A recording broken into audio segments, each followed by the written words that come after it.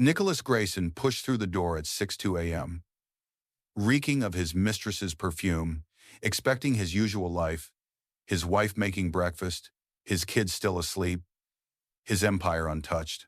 Instead, the mansion was silent, sterile, emptied like a crime scene. And on the kitchen island sat a titanium drive next to a note that made his blood freeze. Your empire is yours, but we are mine, you won't find us. The most dangerous man in the city had just been beaten by the one person he never saw coming.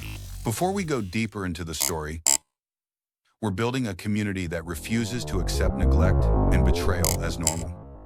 If you believe women deserve respect, loyalty, and real love, not control disguised as protection, subscribe and join us. Your support helps us spread these stories to people who need to know. They deserve better, and it's okay to walk away. Nicholas Grayson pushed through the heavy oak door of his suburban fortress, the kind of mansion that looked like a Mediterranean palace transplanted onto American soil. Dawn light caught the edge of the sweeping portico, casting long shadows across imported marble. His custom Tom Ford jacket hung open, his silk shirt unbuttoned halfway down his chest, and the scent of Valentina's perfume, dark, musky, expensive, clung to his skin like evidence he no longer bothered to hide. He glanced at his Patek Philippe. 6:02 a.m. Another night with her, another line crossed that didn't matter anymore. But something felt wrong. The house was too quiet. Usually at this hour, he'd hear the rapid-fire Spanish of Maria, the housekeeper, preparing breakfast. The twins would be bickering over the iPad in the playroom. His youngest son, Luca, would be crying for Julia, and Julia would be there. Always there, moving through the rituals of motherhood with that quiet grace he'd once found attractive and now found invisible.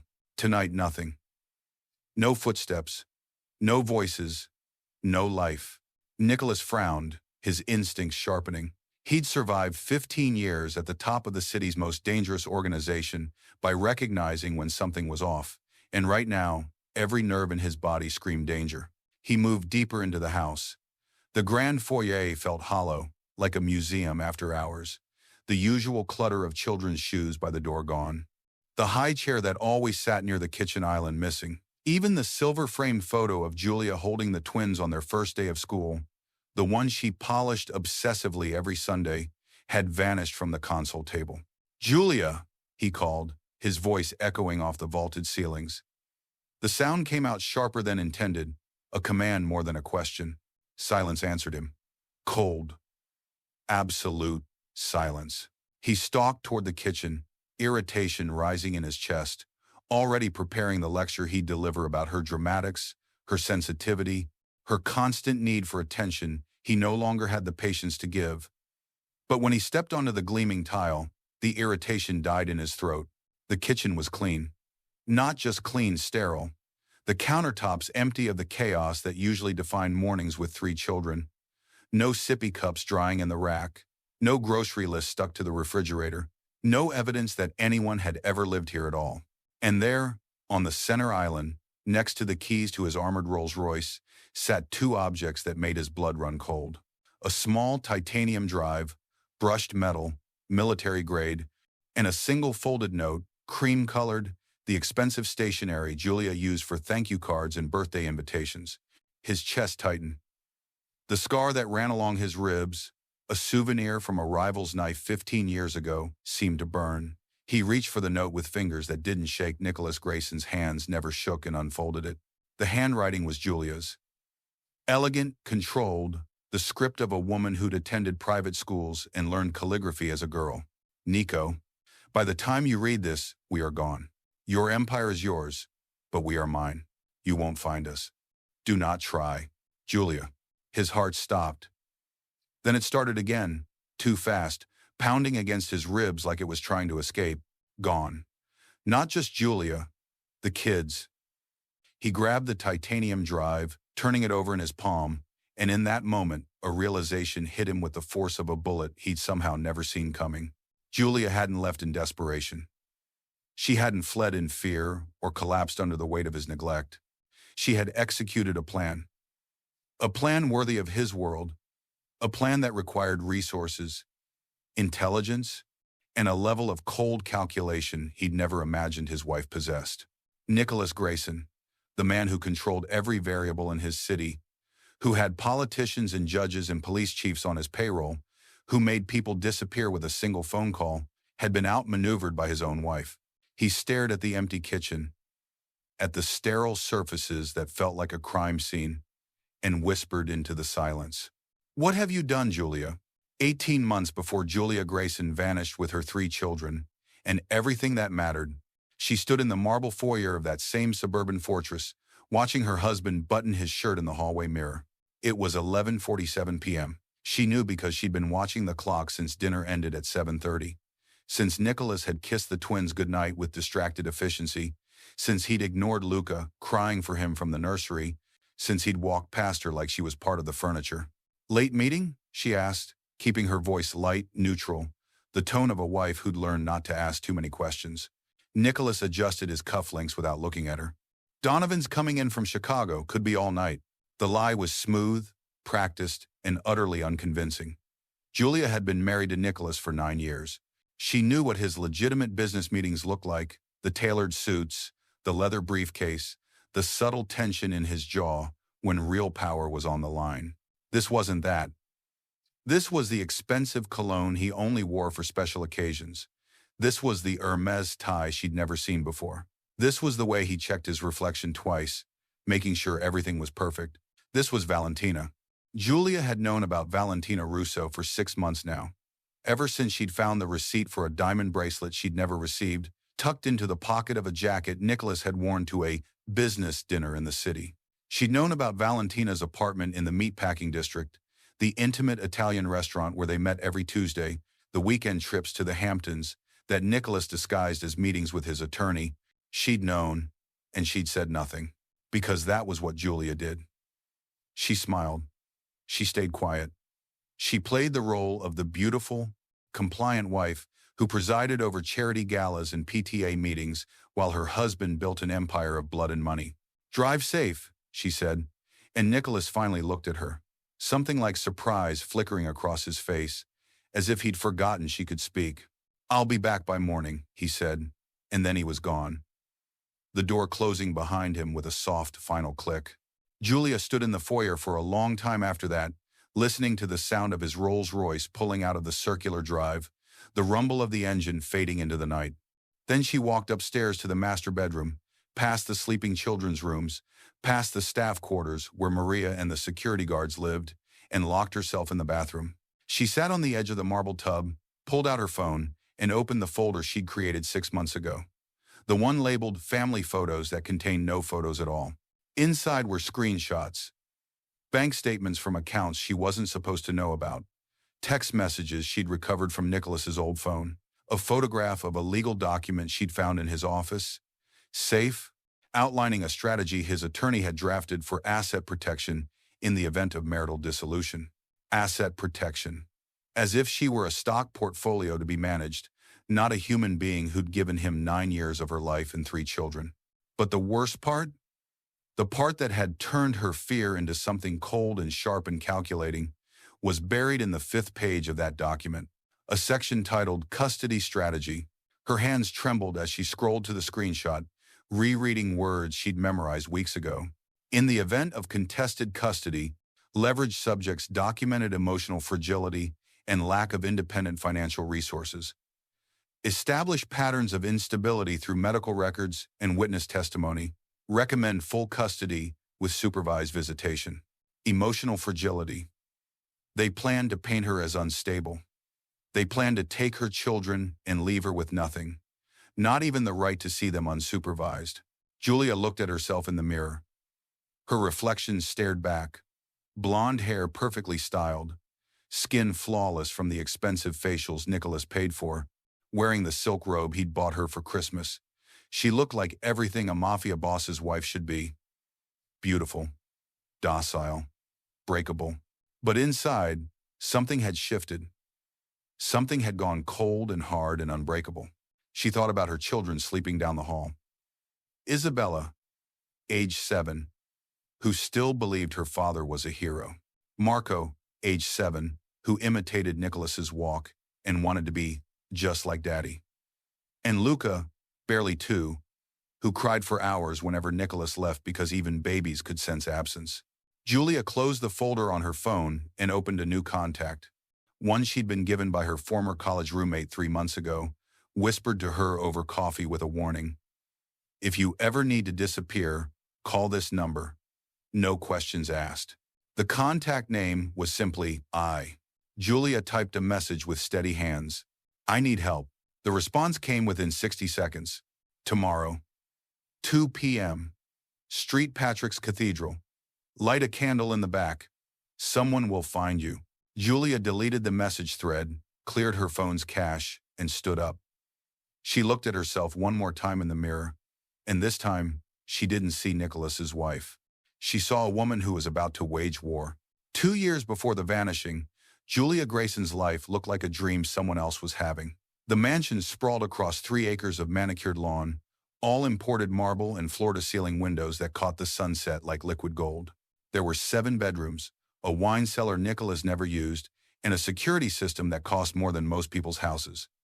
Armed guards rotated shifts at the gate, cameras tracked every entrance, the staff moved through the halls like ghosts, appearing exactly when needed and vanishing the moment their tasks were complete. It should have felt like safety. Instead, it felt like surveillance. Julia spent her days moving through a routine so precise it could have been choreographed. Wake at 6 a.m. Dress the children. ABA, flemra, and a liverga, 2 dime. Oversee breakfast while Maria prepared fresh-pressed juice and gluten-free pancakes the twins rarely touched. Drive Isabella and Marco to their private school, in the armored SUV, Carlos silent behind the wheel, his gun visible under his jacket. Return home, play with Luca, approve the menu for dinner. Attend a charity luncheon where other wives smiled and compared vacation homes, while carefully never asking what their husbands actually did for a living. Return home. Wait. Always she was waiting. Waiting for Nicholas to come home. Waiting for him to look at her the way he used to, back when they were dating and he'd called her his angel and promised her the world. Waiting for him to notice that she was disappearing a little more each day, becoming invisible in her own life. But Nicholas stopped coming home at reasonable hours 2 years into their marriage. First it was once a week, late meetings that smelled like cigar smoke and whiskey. Then twice a week. Then 4 times. And then one Tuesday evening, Julia had been picking up Nicholas's dry cleaning when the attendant handed her a suit jacket that reeked of perfume, so expensive and so feminine it couldn't be explained away. She'd said nothing. She'd hung the jacket in his closet and served dinner with a smile. Because where would she go? Her parents were dead. Her college friends had drifted away, intimidated by the armed guards and the life she'd chosen. She had no job, no income, no bank account that wasn't controlled by Nicholas. The house, the cars, even her credit cards, everything existed in his name, a legal structure his attorney had designed with surgical precision. And if she left, if she tried to take the children and run, Nicholas had resources she couldn't begin to fight. Private investigators, lawyers who could tie her up in court for years, connections to judges who owed him favors. Worse, she'd heard the stories. Women who'd tried to leave men like Nicholas, women who'd vanished, women who'd lost custody battles they should have won, women who'd signed agreements under duress and spent the rest of their lives seeing their children only when their ex-husbands allowed it. The fear was paralyzing, a weight that pressed down on her chest every morning when she woke up in the king-size bed. Nicholas rarely slept in anymore. She was trapped in a golden cage, and the doors were locked from the outside. Then, 6 months ago, Nicholas stopped pretending. He brought Valentina to a charity gala Julia had organized, introducing her as a business associate, while his hand rested on the small of Valentina's back with unmistakable intimacy. Julia had stood there in her champagne-colored gown, smiling at donors and pretending not to notice the pitying glances from other wives, and something inside her had finally cracked. Not broken, cracked. And through that crack, something cold and sharp had begun to grow. If you've ever felt trapped by someone who controlled everything, drop a like. Only people who've never been powerless would scroll past this. The discovery happened on a Thursday afternoon in October. While Julia was doing exactly what Nicholas expected her to do, nothing important, he'd asked her that morning, distracted and already halfway out the door, to catalog the family heirlooms in his study for the insurance company. It was the kind of task he gave her when he needed her occupied and out of his way. Busy work, wife work, the sort of thing that required just enough attention to keep her from asking questions but not enough to matter. Julia had nodded, kissed him goodbye, and waited until his Rolls-Royce disappeared down the driveway before walking into the study with her leather-bound notebook and her phone's camera. The study was Nicholas's sanctuary, all dark wood paneling and leather furniture that smelled like cigars and old money. His desk dominated the room, an enormous mahogany piece that had belonged to his father, a man who'd built the organization from nothing and taught Nicholas that loyalty was purchased and respect was taken, never given. Along the walls were glass cases displaying the heirlooms, his grandfather's pocket watch, a set of antique dueling pistols, a first-edition copy of The Prince that Nicholas claimed to have read but Julia suspected he'd never opened. She photographed each item methodically, noting descriptions and estimated values, playing the role of the dutiful wife managing household affairs. But as she moved to the cabinet in the corner, the one that held his father's military medals and a collection of vintage fountain pens, something caught her attention. The cabinet sat slightly crooked, a fraction of an inch off from the wall. Julia frowned. Nicholas was obsessive about order, about everything in its place. She knelt down, running her hand along the back panel, and felt it a seam, almost invisible, where the wood didn't quite meet. Her heart began to pound. She pressed gently, and the panel swung inward with a soft click. Behind it was a safe, small, digital, the kind that required a 6-digit code. Julia sat back on her heels, staring at it. She should have walked away, should have closed the panel and forgotten she'd ever seen it. But something stopped her. That same cold, sharp thing that had been growing inside her since the gala. She thought about Nicholas's patterns, his arrogance, the way he believed she was too simple to notice anything beyond children and charity events. She pulled out her phone and tried the most obvious code first. The twins' birthday. The safe beeped red. Wrong. She tried Luca's birthday. Wrong again. Then, because Nicholas was exactly the kind of man who would do this, she tried his own birthday. The safe beeped green, and the door swung open. Inside were 3 items: a thick manila envelope, a black leather ledger, the kind accountants used before everything went digital, and a USB drive labeled in Nicholas's precise handwriting.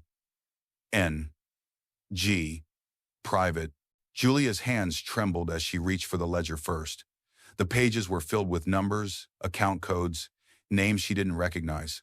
Offshore accounts in the Caymans, wire transfers to shell companies, cash deposits that didn't match any legitimate business she knew about. This wasn't just money.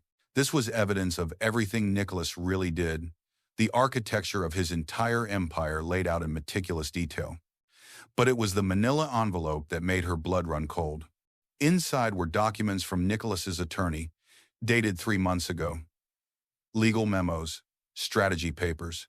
And on the 3rd page, under a section titled Contingency Planning Marital Dissolution, she found the words that changed everything. Subject exhibits documented emotional fragility following childbirth. Recommend building medical record of instability through strategic counseling referrals and witness testimony from household staff. In contested custody scenario, leverage mental health history to establish unsuitability as primary guardian. Anticipated outcome: full custody to client with supervised visitation only. Julia read it twice, then 3 times. The words blurred as her hands shook harder. Nicholas had been planning this, not for weeks or months, for years. He'd been building a case against her, documenting her fragility, preparing to paint her as unstable so he could take her children and leave her with nothing. She thought about the therapist Nicholas had insisted she see after Luca was born, the one who'd asked all those leading questions about her mood, her sleep, her ability to cope. She thought about Maria, who suddenly started asking if Julia needed help with the children. She thought about the pediatrician who'd seemed surprised when Julia appeared perfectly competent at every appointment. They'd all been part of it. Witnesses, evidence, building blocks in Nicholas's plan to destroy her. What would you do if you discovered your spouse had been planning to take your children for years? Comment below. Julia carefully photographed every page of the ledger, every document in the envelope, every detail on the USB drive after plugging it into her laptop. Her hands stopped shaking. Her breathing steadied. The fear that had paralyzed her for so long evaporated, replaced by something far more dangerous. Clarity. Nicholas had made a mistake. He'd underestimated her. He'd assumed she was weak, breakable, too afraid to fight back. And in doing so, he'd handed her the one thing she needed most: leverage. She closed the safe, replaced the panel, and walked out of the study with her insurance catalog and 47 photographs that would either save her life or end it. If you believe using children as weapons is unforgivable, hit subscribe. Only manipulators like Nicholas would disagree. Julia waited 3 days before making contact.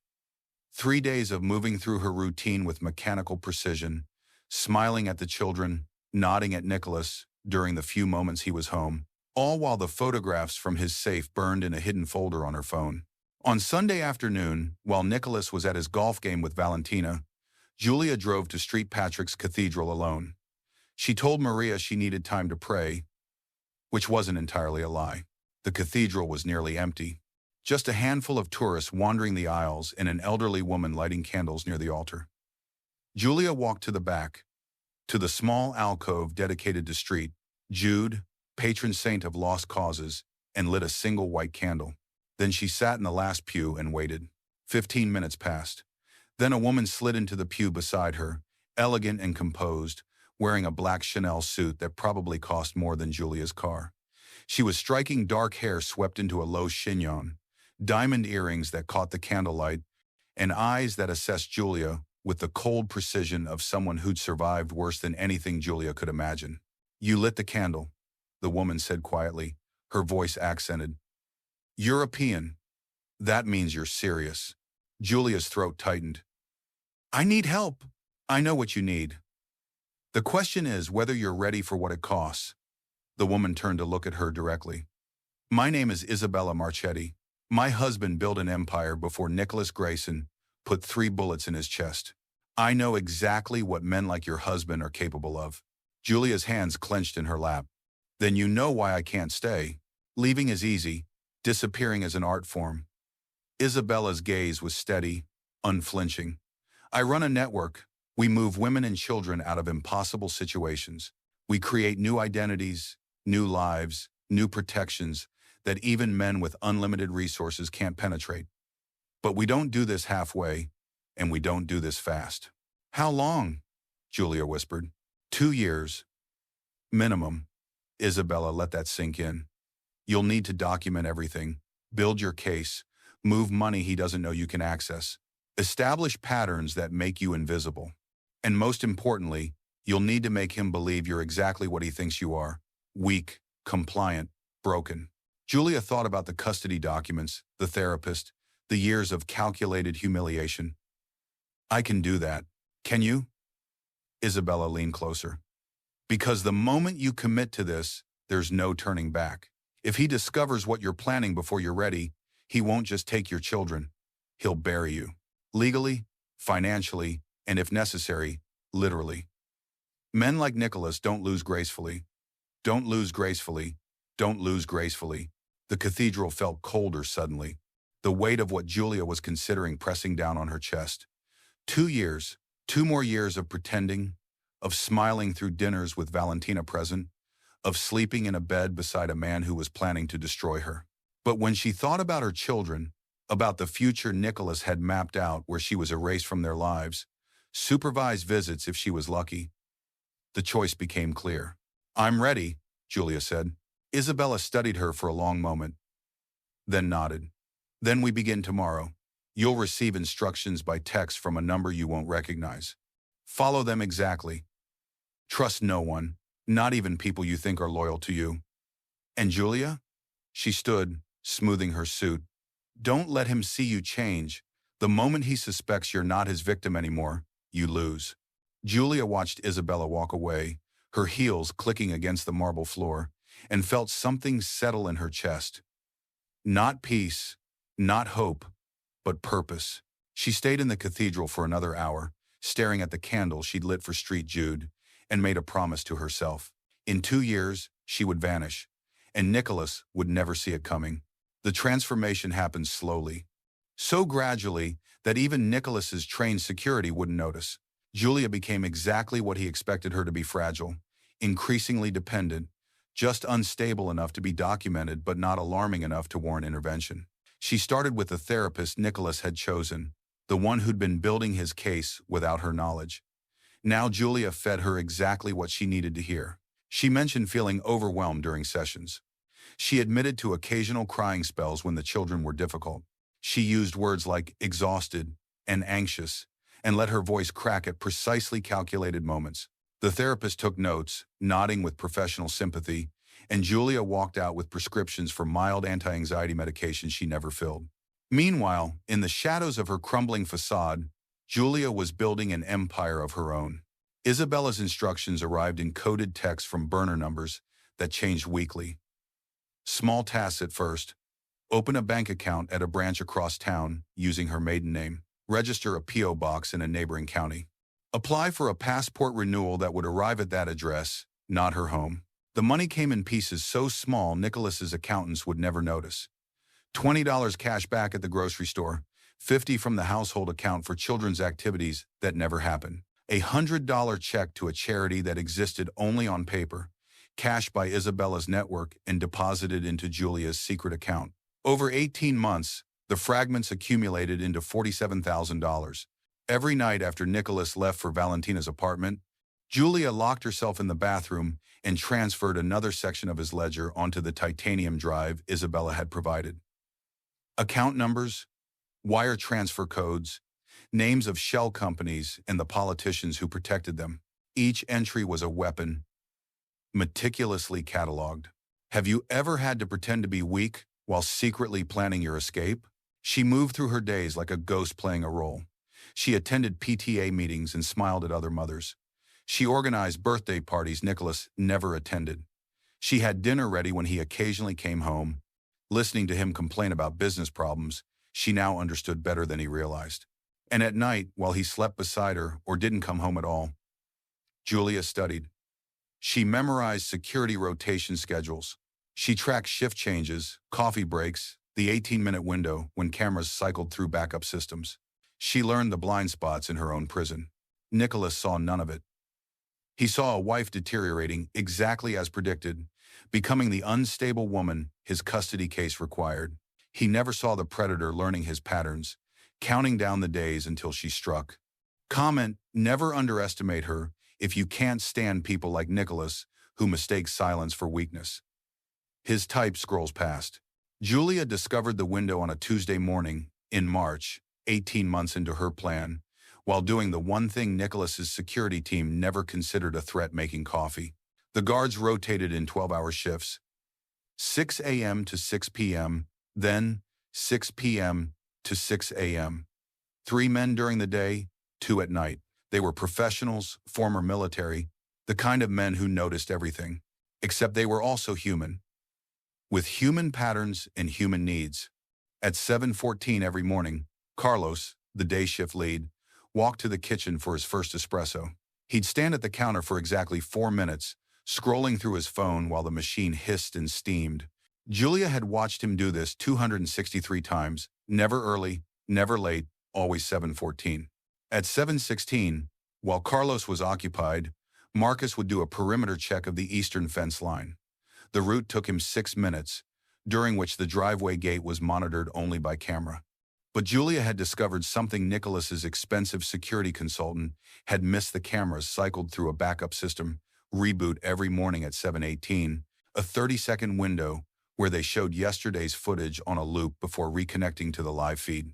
At 7:20, the third guard, Tony, took his smoke break at the garage, facing away from the main driveway. He'd stay there until 7:28, sometimes longer if he was on the phone with his girlfriend. Julia had mapped it obsessively. 18 minutes.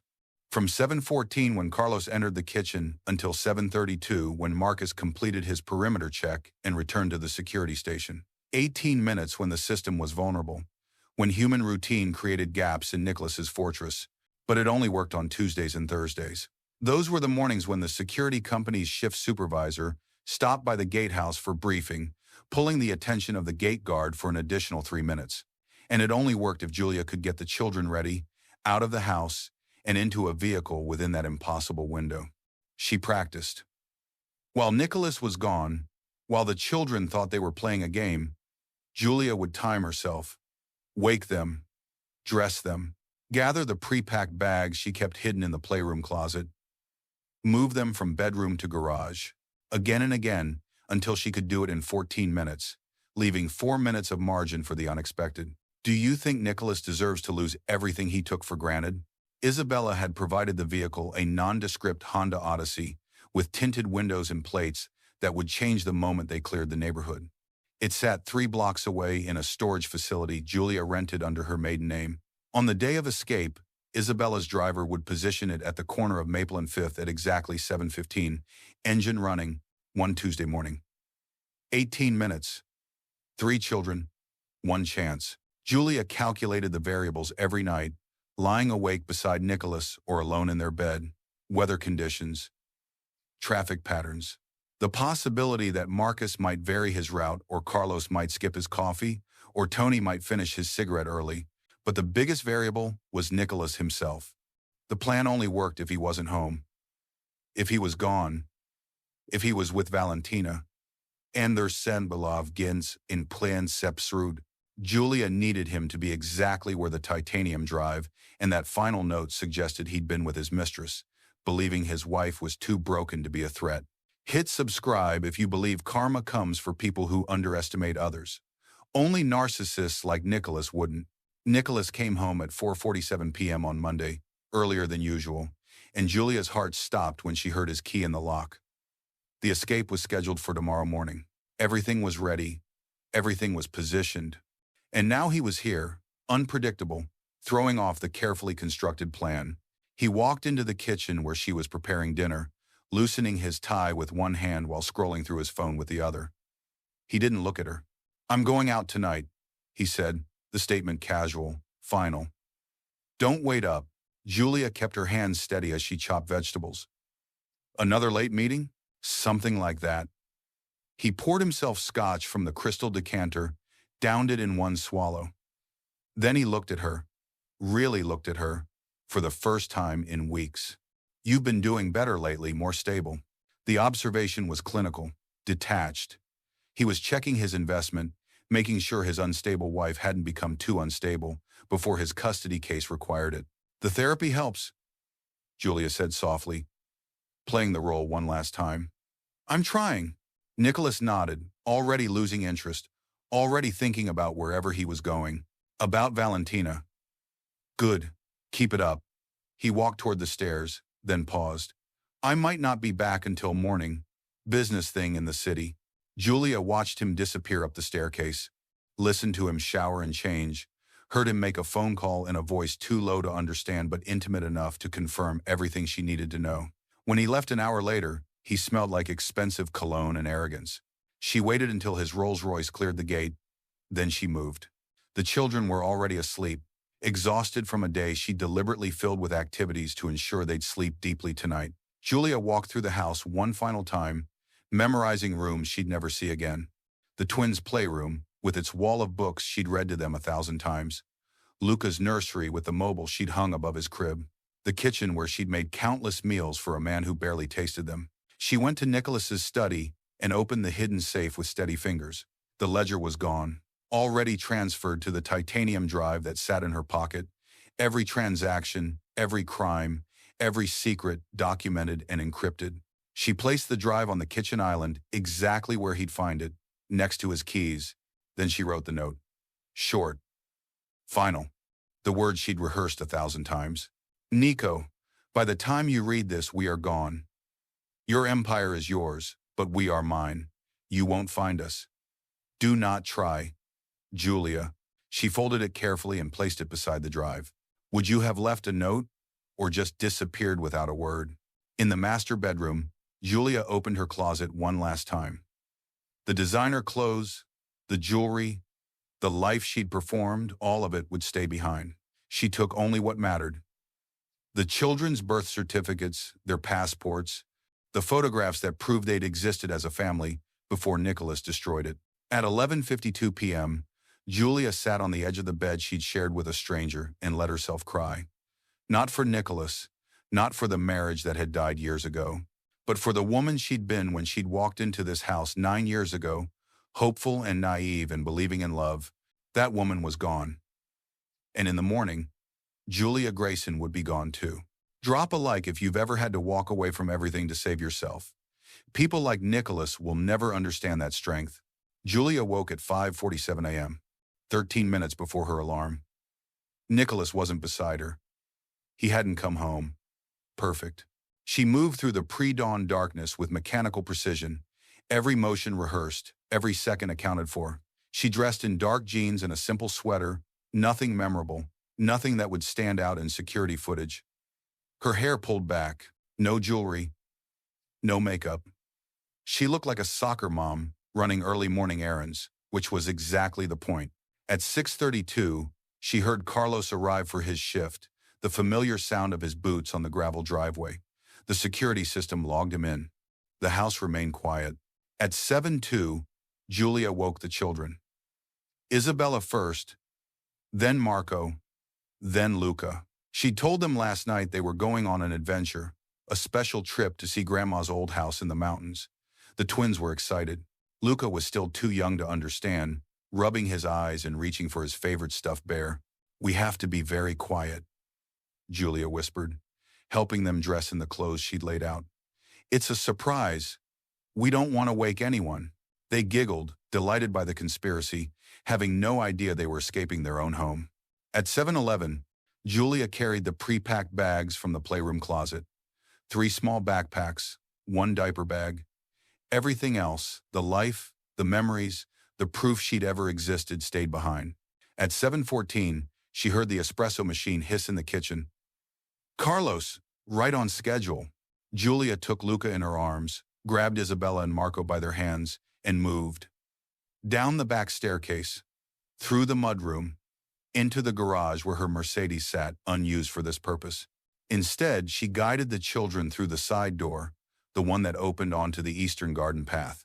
At 7:16, Marcus began his perimeter check. She could hear his footsteps crunching on the gravel, moving away from them toward the fence line. At 7:18, the cameras cycled. 30 seconds of yesterday's footage on loop. Julia ran. Not frantically, not panicked. With controlled, purposeful speed, the children matched her pace, sensing the urgency, staying quiet like she'd taught them during their games. Through the garden, past the fountain, along the hedge line that bordered the property. At 7:19, they reached the gate at Maple and 5th, the one Nicholas's security consultant had deemed low priority because it was far from the main entrance. Isabella's driver was there, exactly as promised, behind the wheel of a black Cadillac Escalade with windows tinted so dark they looked like obsidian. The rear door opened. "Mrs. Grayson," the driver said quietly. "Quickly, have you ever felt your heart stop the moment freedom was within reach?" Julia lifted the children into the vehicle, buckled them in with trembling hands.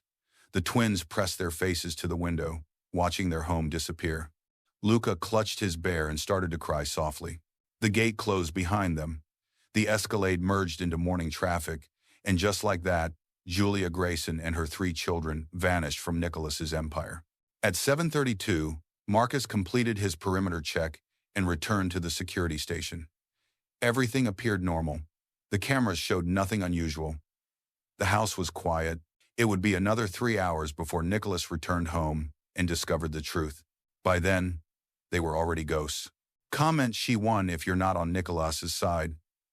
Abusers and control freaks won't engage. 3 years later, Julia Monroe sat in a glass-walled conference room overlooking Lake Geneva, reviewing financial documents that would dismantle a Russian oligarch's empire. Her hair was darker now, cut in a sharp bob that framed her face differently. She wore tailored pantsuits instead of designer dresses, carried a leather briefcase instead of a Hermes handbag, and introduced herself with a firm handshake that made senior partners take notice. The children were thriving. Isabella was 10 now, fluent in French and German, attending an elite international school where she'd made the honor roll 3 semesters straight. Marco had discovered a love for mathematics and spent his evenings solving equations that would have baffled Julia years ago. And Luca, now 5, barely remembered the mansion or the father who'd ignored him. He called their small villa in the Swiss countryside home, with the easy certainty of a child who'd never known fear. Julia had built this life from nothing, brick by careful brick. Isabella Marchetti's network had provided the foundation: new passports, new birth certificates, new histories that could withstand scrutiny. Julia Monroe had been born in Portland, Oregon, widowed young, raising 3 children alone while building a career in forensic accounting. The legend was airtight, supported by documents and bank records and employment history that went back 15 years. But it was Julia's own intelligence that had transformed her from a fleeing wife into one of the most sought-after financial investigators in Europe. The titanium drive had been her graduate degree, Nicholas's ledger, a textbook in criminal finance. She'd studied every entry, learned how men like him moved money through shell companies and offshore accounts, and understood the architecture of their empires. Now she used that knowledge to destroy them. Her firm, Bancroft & Associates, specialized in asset recovery for governments and international law enforcement. Julia's specialty was organized crime. She could trace money through layers of corporate structures that took other analysts months to untangle. She could identify patterns, predict movements, find the vulnerabilities that brought entire operations to their knees. Her colleagues knew her as brilliant, thorough, slightly cold. They didn't know that every case she worked was personal. Every criminal empire she helped dismantle was practice for the one that mattered most. Because Nicholas was still out there, still running his organization, still believing his wife had simply run away in desperation and would eventually be found, dragged back, destroyed. He didn't know she'd become a weapon aimed directly at him. Do you believe in justice or revenge, or are they the same thing sometimes? Julia closed the Russian oligarch's file and opened her laptop to a secure folder marked NG, Final Phase. Inside were 3 years of additional intelligence gathered through Isabella's network. Updated financial records, new offshore accounts Nicholas had opened after realizing his ledger was compromised. Communications with his attorney about the ongoing search for his mentally unstable wife who'd kidnapped his children. The legal case was almost ready. The financial ambush was positioned. And most importantly, Julia had secured something Nicholas could never fight: a judgment from an international family court, backed by evidence of his criminal enterprise and his documented plans to use manufactured mental health records to steal custody. The children were legally, permanently hers, and Nicholas would never see them again. Julia checked her watch. In 6 hours, authorities in 4 countries would simultaneously freeze every account tied to Nicholas Grayson's empire. His attorneys would receive notification of the custody judgment, and Julia would finally call the number she'd kept for 3 years, the one connected to Nicholas's private line. She wanted him to hear her voice one last time before his world collapsed. Hit subscribe if you believe people who underestimate others deserve what's coming. Only the guilty scroll past. The call came at 2:17 p.m. Geneva time, which meant it was 8:17 a.m. in the city where Nicholas still believed he was untouchable. Julia sat in her home office, watching the sun reflect off Lake Geneva, and dialed the number she'd memorized but never used. He answered on the 3rd ring. Grayson. End quote. His voice was the same, sharp, impatient, the tone of a man who didn't waste time on people who didn't matter. Julia felt nothing. No anger, no fear. Just the cold satisfaction of a chess player delivering a checkmate. Hello, Nico. The silence that followed was profound. She could hear his breathing change, could imagine his hand tightening around the phone, his mind racing to place a voice he'd spent 3 years searching for. Julia. Her name came out like a curse. Where are?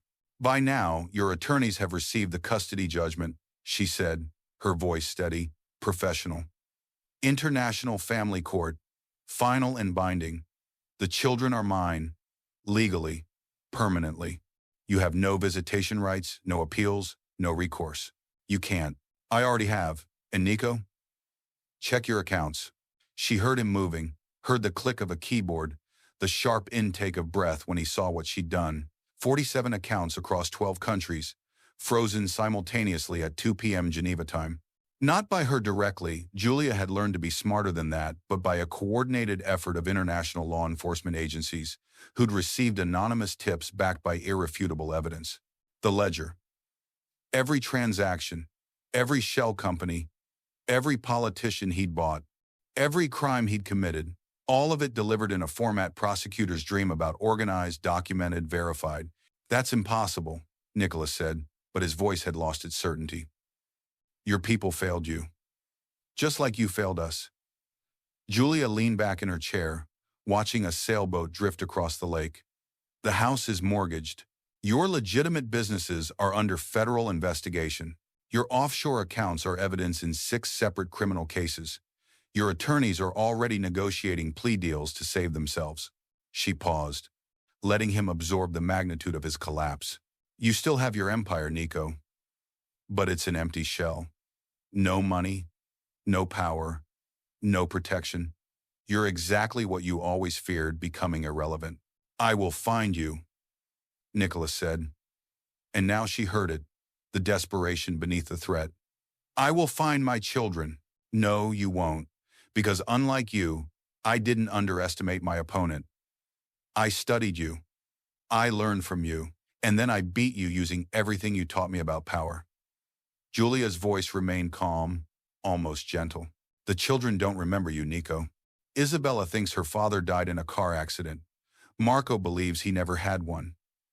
And Luca? He's never even asked. Could you forgive someone like Nicholas? Or is some betrayal beyond redemption? She heard something break on his end, glass shattering against a wall, the animal sound of rage from a man who'd never lost before. Goodbye, Nico. Don't try to contact us. My attorneys have instructions to file harassment charges the moment you do, and unlike yours, my attorneys aren't currently facing prison time. Julia ended the call and blocked the number. Then she walked downstairs to where her children were doing homework at the kitchen table, arguing about geometry proofs and laughing at jokes she didn't understand. Isabella looked up, smiled. Mom, can we have pasta tonight? Absolutely, Julia said, and meant it. Outside, the sun set over the Alps, painting the sky in shades of gold and crimson. Julia stood at the window, watching the light fade, and finally let herself feel it. The weight lifting, the fear dissolving, the certainty that she'd won not just a battle, but the entire war. Nicholas Grayson would spend the rest of his life hunting ghosts while his empire crumbled around him, and Julia Monroe would spend hers watching her children grow up free, safe, and loved. Drop a like if you believe she deserved this victory. Only people like Nicholas think powerful men should never face consequences.